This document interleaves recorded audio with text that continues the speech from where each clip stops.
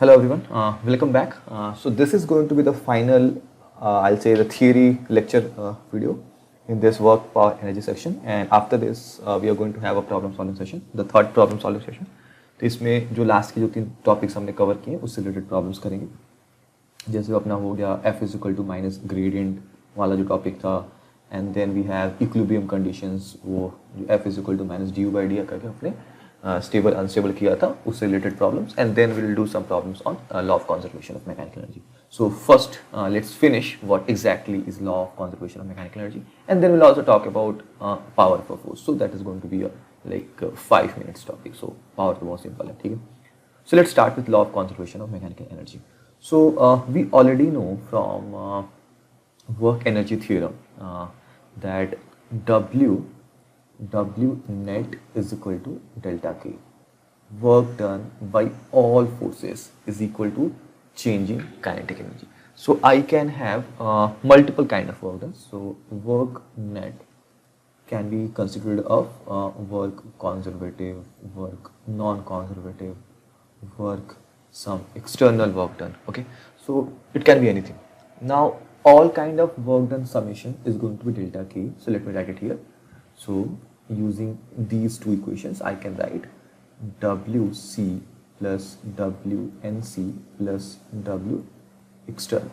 Okay, you can also add work internal, W internal, some internal external both. Okay, so things things are going to get more clearer in the upcoming sections, or maybe I'll like in the coming section कि यार internal external क्या है. ठीक है, जब वो problem आएगा तब वो समझ में आएगा, फिलहाल के लिए ठीक है. तो WC plus WNC plus W external plus W internal, let me change my pen, plus W internal is equal to delta K. Now we know from the potential energy concept that WC is equal to minus of delta U. यार ये कहाँ से आया minus of delta U, ये वाला formula कहाँ से आया? डेल्टा यू भी मैंने पिछले वीडियोस में मैंने बताया था, ये क्या है? F C dot D R going from R A to R B with a negative sign, that is delta U, and this whole thing is work conservative. So delta u can be written as work conservative. Okay, so I can write W is equal to minus delta u. So WNC plus W external plus W internal, कोई force internal force होगा, अभी फिलहाल के लिए उसको ignore करते हैं, कोई कुछ होगा, इज इक्वल टू डेल्टा के माइनस डब्ल्यू सी. ये जो डब्ल्यू सी उठा के मैं राइट हैंड साइड में लेके जाऊंगा तो क्या हो जाएगा? Minus W C. अब minus W C is what? Delta U. Okay, so I am getting work N C plus work external plus work internal is equal to delta K plus delta U. Now what is delta K? Delta K को मैं अगर open करूँ तो that is going to be KF minus KI, KF minus KI, ठीक है, ये है ना final minus initial, plus delta you को ओपन करूँ तो UF minus UI. Okay, side में KEF और UF को अगर मैं साइड में एक साथ लिखूँ तो KF plus UF minus KI plus UI. देख लो ध्यान से. अब के एफ प्लस यू एफ को मैं लिख सकता हूँ क्या? ई एफ, एंड के आई प्लस यू आई को मैं लिख सकता हूँ E I. Now what is E? E is total mechanical energy. अब यार जो मैकेनिकल एनर्जी होता है ना, this is sum of K plus P. Kinetic energy और पोटेंशियल एनर्जी को जो सम करते हैं तो जो टोटल आता है उसको अपन मैकेनिकल एनर्जी बोलते हैं. So I can write EF minus EI is what? Work NC plus work external plus work internal. So I can finally write work done by all forces other than the conservative force, क्योंकि conservative force को मैंने इधर से उसका work done मैंने निकाल के मैंने इधर कर दिया था पहले से, ठीक है. So work done by all forces other than the conservative force is equal to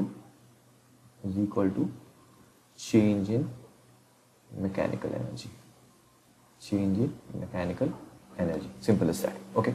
Work done by all forces other than the conservative force is equal to change in mechanical energy. ठीक है. Now, if there is no force present, if there is no force present except except conservative force, conservative force या conservative force को छोड़ कोई और force present ही नहीं है। Think about gravity. अगर मैंने किसी बॉडी को पॉइंट ए से मैंने रिलीज किया और बॉडी अगर नीचे आ रही है और अज्यूम करो कि there is no air, no air drag, no air drag is not present, so in that case the only force that is acting on the body is the gravity force। ऐसा नहीं है कि मैं कोई और force यहाँ पे लगा रहा हूँ, कोई एक्सटर्नल, ऐसा भी नहीं किसी ने इसको पकड़ा हुआ है, ठीक है। So no one is holding this, no one is exerting any force on this particle m, okay। so in that case there is no other kind of work done apart from the conservative work done, okay। so if there is no force present except conservative force, so I can write work external plus जो ऊपर लिखा था ना यहाँ पर, इसको मैं फिर से लिख देता हूँ, work N C plus work external plus work internal, ये जो अपना फाइनली आया है, let me just put it in blue box. तो ये मेरा लेफ्ट हैंड साइड अगर मेरा जीरो हो गया, work external plus work N C plus work internal, if that is zero, if there is no force present except conservative force, कोई और force है ही नहीं, तो ये वाला टर्म तो जीरो हो जाएगा, ये वाला टर्म जीरो, क्योंकि कोई और फोर्स है ही नहीं, तो कोई और वर्क डन भी नहीं होगा। So that work done is going to be zero for that part, and that is equal to E F minus E I, is equal to E F minus E I. That means E F minus E I is zero. So E F minus E I zero का मतलब क्या, E F is equal to E I. इसका मतलब मेरा conservative force ही केवल work done करेगा, कोई और कुछ वर्क डन नहीं करेगा, तो मेरा मैकेनिकल एनर्जी जो मेरा है वो क्या होगा, will be conserved। जो इनिशियल है वही मेरा फाइनल होने वाला है, तो कंजर्व्ड आप बोल दो या फिर तुम उसको बोल सकते हो कि कांस्टेंट होगा, ठीक है। जितना इनिशियल है वही मेरा फाइनल होगा, ठीक है। Now think about a simple case. यहाँ पे पॉइंट ए है और ये ग्राउंड है, ठीक है। अब मैंने पॉइंट ए से रिलीज किया और वो बॉडी आता है पॉइंट बी पे, ठीक है। अब मेरा बोलना है कि अगर कोई एयर ड्रैग नहीं है, so mechanical energy at point A is equal to mechanical energy at point B, that means EA is equal to EB। now what I'm going to write, अगर मैंने अब कभी भी पोटेंशियल एनर्जी की बात करनी हो, अब मैकेनिकल एनर्जी की बात करनी हो, तो मेरे को पोटेंशियल एनर्जी काइनेटिक एनर्जी दोनों चाहिए होगा। That means I am going to write KE plus PEA, because I have written already here KE plus PE is your total mechanical energy. So KEA plus PEA is equal to KEB plus PEB, ठीक है।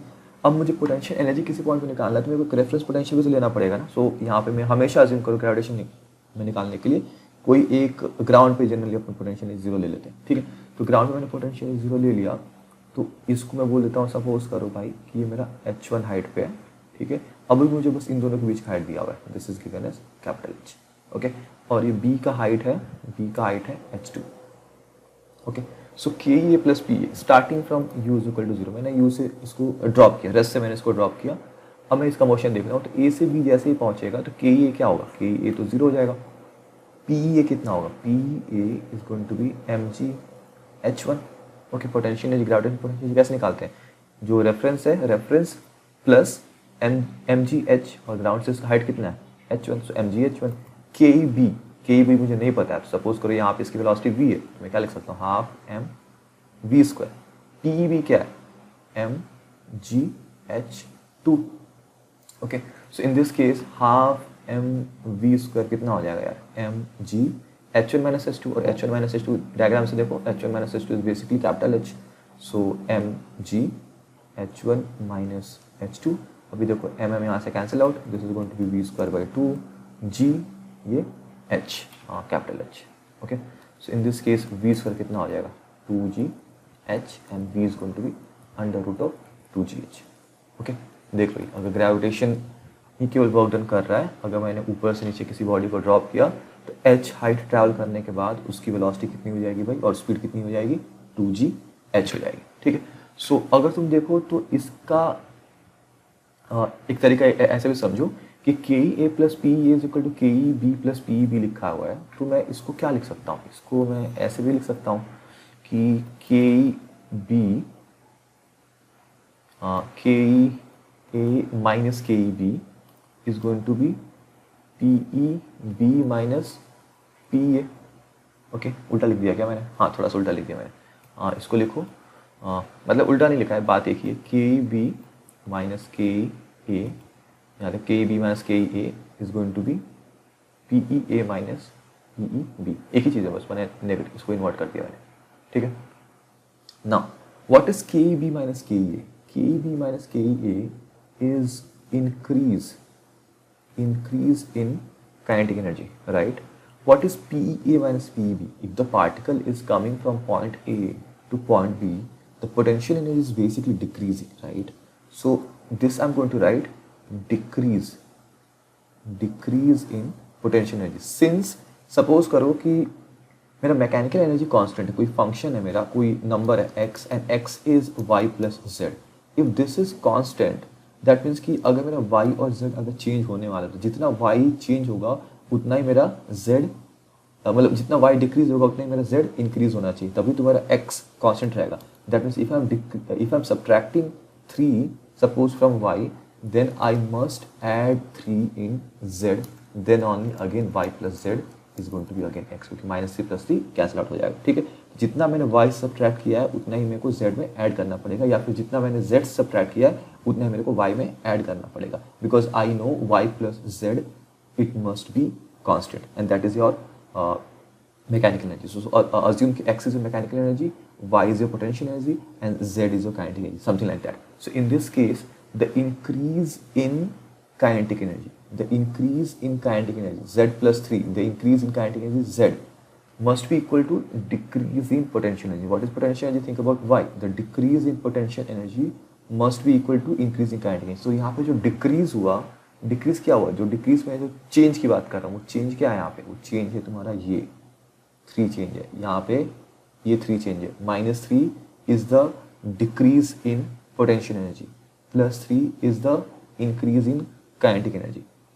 सो decrease in potential energy is equal to increase in kinetic energy. अब यहाँ पे decrease है ना, या decrease की बात हो रही है, तो यहाँ पे चेंज की बात नहीं हो रही. यहाँ पे मैं डेल्टा पी की बात नहीं कर रहा हूँ, मैं डिक्रीज की बात कर रहा हूँ. तो मेरा जो पोटेंशियल एनर्जी था पहले 10 था, बाद में 8 हो गया, तो डिक्रीज कितना हुआ? डिक्रीज हुआ ये 2, लेकिन चेंज कितना हुआ? चेंज -2 हुआ. ध्यान रहे, चेंज का मतलब फाइनल माइनस इनिशियल होता है. यहाँ पे डिक्रीज की बात करो तो पहले मेरा 10 था, मेरे पास 10 रुपये थे, अभी मेरे पास 5 रुपये, तो मेरे पैसे कितने कम हुए? मेरे पैसे कम हुए 5 रुपये.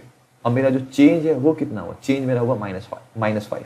Okay, so final minus initial is going to be your change. So here K B minus K A is your change in kinetic energy, you can say, or you can say increase in kinetic energy. PA minus PEB is your decrease in potential energy. जितना decrease होगा भाई उतना ही kinetic energy में increase होगा. Simple as that. Let's not get into too much detail. It's the same, it's same and simple. Okay, so hopefully this whole thing made sense कि भाई conservation of mechanical energy है क्या.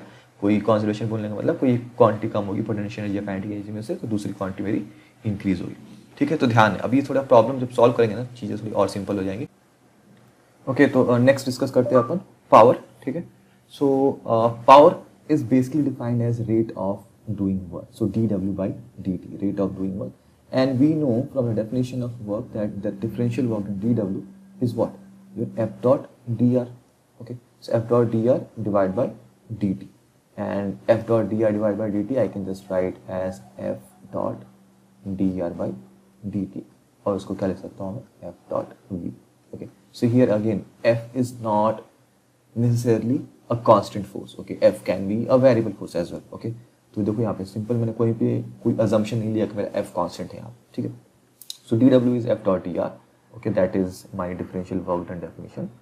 okay, and then if I'm talking about work done, work net, in that case is going to be integration of dw, and in that case that is going to be integration of f dot dr. और अगर मेरा force constant है तब मैं बाहर इसको लेके आ सकता हूँ f dot, and that is going to be integration of dr. But यहाँ पे मैं टोटल वर्क तो निकाल नहीं रहा, मैं यहाँ पे पावर निकाल रहा हूँ, and that is by definition dw by dt. okay, and dw is f dot dr divided by dt, and I think it's making sense. So keep in mind power is f dot v. It's a dot product of force and velocity, where force can be a variable force. Keep in mind. okay, and since it's a dot product, it's going to be a scalar number, तो इसके पास कोई direction नहीं होगा, और इसका जो unit होता है वो वॉट्स होता है. ठीक है, वर्क का यूनिट क्या अपना जूल है, और ये पावर का यूनिट क्या है? वॉट है. इसका मतलब जो वॉट है ये क्या है? बेसिकली जूल्स पर सेकेंड को मैं वॉट बोल रहा हूँ. This is work per unit time.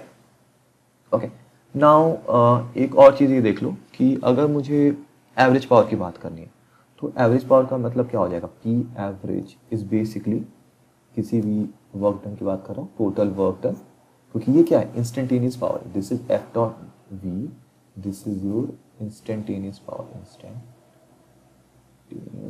Spelling सही है ना यार, इंस्टेंटेनियस पावर, ठीक है। तो this is my powers formula for the instantaneous power. If I'm talking about the average power, then I'm basically looking for like total work done divided by total time, ठीक है। So I think that is all for this video. Power में कुछ है ही नहीं इसको बताने के लिए, ठीक है। तो कहीं भी फोर्स दे रखा है, वेलोसिटी दे रखी है, डॉट प्रोडक्ट निकालो, पावर उसका निकल जाएगा। तो एक सिंपल सी कंडीशन ये ले लो कि यार अगर कोई पार्टिकल एक सर्कल में घूम रही है तो इस केस में सपोज स्ट्रिंग लगा हुआ और स्ट्रिंग के थ्रू मैं एक पार्टिकल को मैं एक सर्कल में घुमा रहा हूँ, तो किसी भी इंस्टेंट पे अगर मैं बात करूँ कि what is the power generated by the centripetal force, तो क्या होगा, तो ध्यान रहे कि कोई भी जो वेलोसिटी का डायरेक्शन होगा वो क्या होगा, ऐसा टेंजेंशियल होगा, और जो सेंट्रीपिटल फोर्स लग रहा होगा वो उसके परपेंडिकुलर लग रहा होगा। यू कैन सी कि FC is perpendicular to V, so power of FC is going to be 0 because your force centripetal is perpendicular to velocity, so इसका जो पावर जनरेट होगा वो 0 होगा, ठीक। अब इसमें प्रॉब्लम्स बहुत सारे आएंगे, नेक्स्ट प्रॉब्लम सॉल्विंग सेशन है उसमें अपन डिस्कस कर लेंगे। फिलहाल के लिए that much information is fine, okay. So power instantaneous is F dot V, power average is work total divided by total time. So this is coming just from the definition part, okay. So I think that's all for this video. I'll see you guys in the next one.